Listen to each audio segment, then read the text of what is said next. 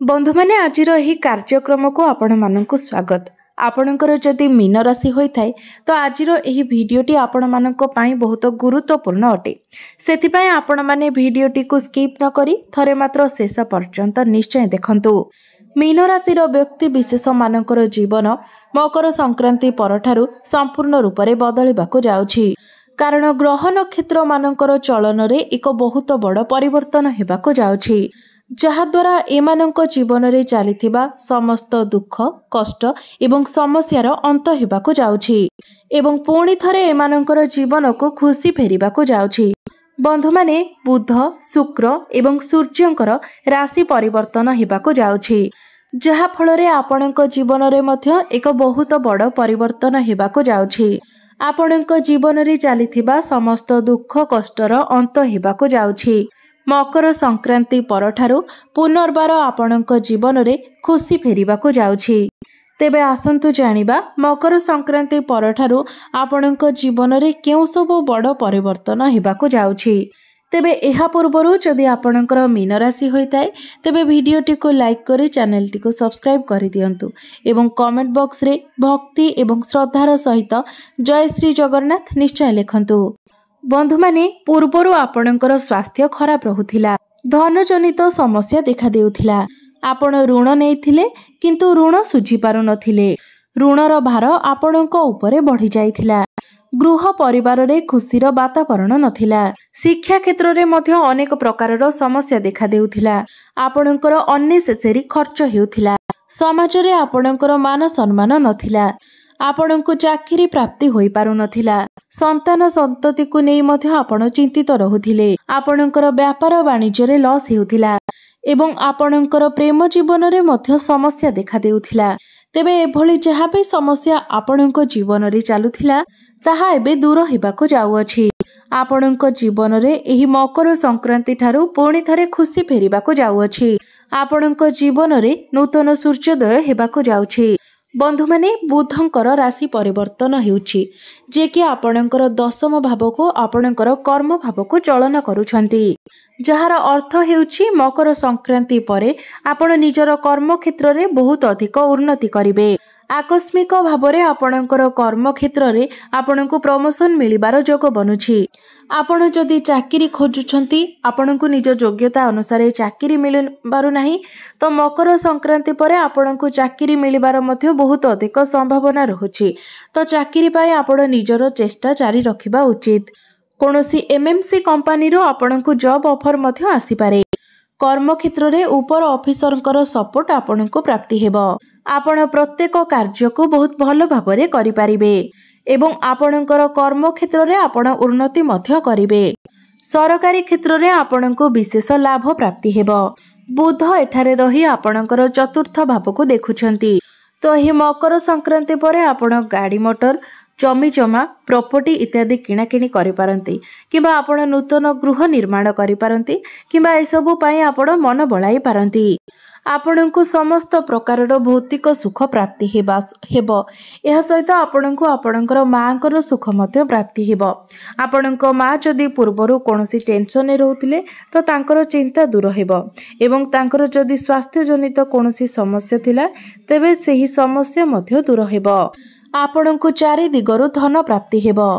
आकस्मिक धन प्राप्ति हेबार मध्य योग बनुछि। बंधु माने बुध हेउछंती व्यापार वाणिज्यर कारक ग्रह।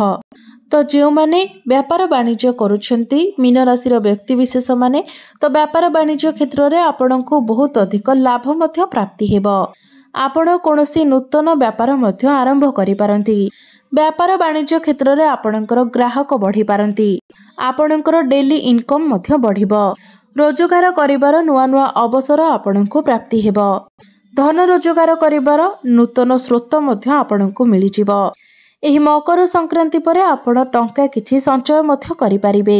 आपणकर बैंक बैलेंस बढ़ी पारे। पार्टनरशिप रे व्यापार वाणिज्य करुथिले आपणको अधिक सफलता प्राप्ति हेबो। इंपोर्ट एक्सपोर्ट रो काम, ऑनलाइन रो काम, डिजिटल रो काम, मार्केटिंग रो काम एवं कृषि जातीय काम रे आपणको बहुत अधिक सफलता प्राप्ति हेबो। जो व्यक्ति विशेष माने विदेश रे रही काम कार्य करुछंती तो सेमानंकु बहुत अधिक लाभ प्राप्ति हेबो। शुक्र आपणकर द्वादश भाव को चलन करुछंती तेबे शुक्र ग्रह को द्वादश भाव में उच्च बोली माना जाए।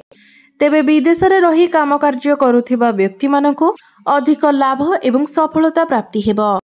आपण जदि विदेश यात्रा करने को चाहूतिले तो आपणकु विदेश यात्रार मध्य सुख प्राप्ति हेबो। आपणकु भ्रमण सुख प्राप्ति हेबो। आपण कोनोसी धार्मिक स्थान को यात्रा करि पारंती।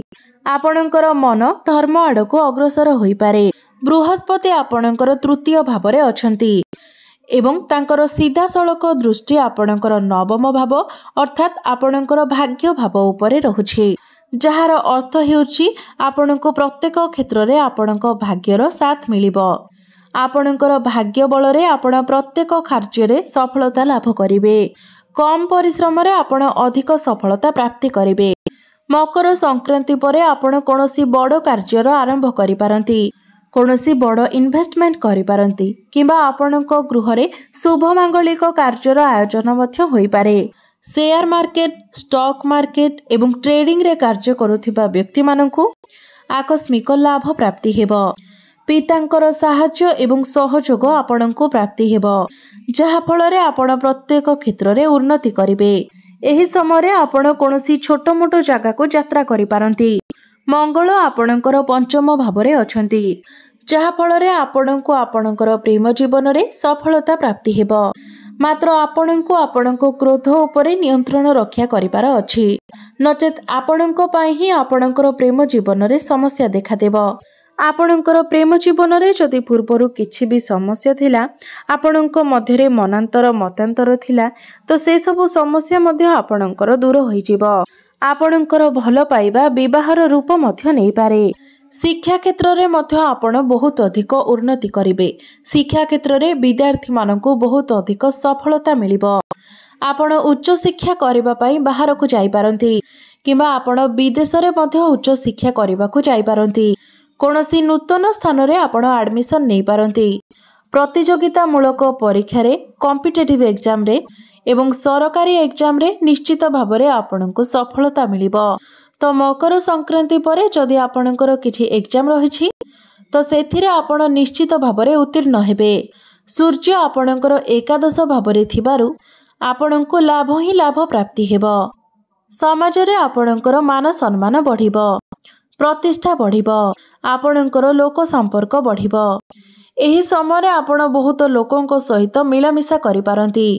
बड़ भाई भौणी मानकर सपोर्ट आपणको प्राप्ति हेबो। आपणकर वैवाहिक जीवन रे पुणी थरे सुख फेरी आसीबो।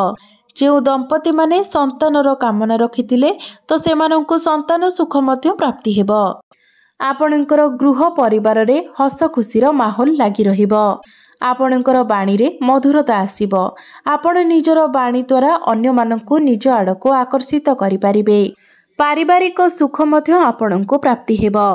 मात्र आपण निजर वैवाहिक जीवन उपरे टिके ध्यान दियंतु, कारण केतु आपणकर सप्तम भाव रे अछंती, जहा फल रे हठात करी आपणक मध्य रे मनांतर मतांतर किंबा जुक्ति तर्क देखा देई पारे, जहा आपणकर वैवाहिक जीवन को खराब करि पारे। तो ए सब को आपण अवॉइड करंतु एवं निजर वैवाहिक जीवन को ठीक ठाक रखिबा पई चेष्टा करंतु, नचेत आपणकर जीवन साथींकर स्वास्थ्य रे मध्य किछिटा समस्या देखा देई पारे। तो एथि प्रति आपण टिके ध्यान रखिबे। राहु आपणकर प्रथम भाव रे थिबा हेतु आपणकर स्वास्थ्य रे किछिटा समस्या देखा देई पारे। ठंडा, काश एवं कफ भली किछिटा समस्या देखा देई पारे। एथि प्रति आपण टिके ध्यान देबे। बाहर खाद्यपेय खाइबा ठारू आपण टिके दूरे रहंतु, नचेत अन्य सबु क्षेत्र रे एही मकर संक्रांति परठारू आपणक पई समय अनुकूल रहुछि। आपण जदि पूर्वरु किछि ऋण करज करिथिले तो सेही ऋण करज को सुझिबा पाई मध्य आपण सक्षम हेबे। आपणकर जदि कोर्ट कचेरी रे किछि मामला लगी रहिथिला तो आपणक सपक्ष रे ही राय जीवो। आपण कोनोसी गुप्त ज्ञानर अध्ययन करि पारंती। जो माने साइंटिस्ट अछंती, रिसर्च लाइन अछंती, सेमानंकु अधिक सफलता प्राप्ति हेबो। जो माने मेडिकल लाइन अछंती सेमानंकु मध्य बहुत अधिक सफलता प्राप्ति हेबो। तेबे बंधु माने एही मकर संक्रांति परे आपण अधिकांश क्षेत्र रे सफलता लाभ करिबा पई जाउछंती। ताहा आपणकर व्यापार वाणिज्य क्षेत्र रे हेउ, क्यारियर रे हेउ प्रेम जीवन रे हेउ किंबा शिक्षा क्षेत्र रे हेउ ए सबु क्षेत्र रे आपण उन्नति लाभ करने को जाउछंती। तेबे अधिक शुभ फल प्राप्ति करने पाई एवं आसीबाकू जाउथिबा अशुभत्व एवं समस्या गुडी को दूर करने पाई आपण प्रत्येक दिन गुरुंकर बीज मंत्र 108 थर जप करंतु। विष्णु सहस्र नामर पाठ करंतु एवं प्रत्येक गुरुवार दिन आपण कदली गछ मूल रे हळदी मिश्रित जल अर्पण करंतु एवं प्रत्येक दिन आपण उदित सूर्य को तंबा पात्र रे जलार्घ्य अर्पण करंतु। आपणको अधिक शुभ फल प्राप्ति हेबा सहित आसीबाकू जाउथिबा अशुभत्व गुड़िक मध्य दूर हेबो। तो बंधु माने आपणकर जीवन मंगलमय हेउ, एहा ही ईश्वरंक निकटरे मोर प्रार्थना। धन्यवाद।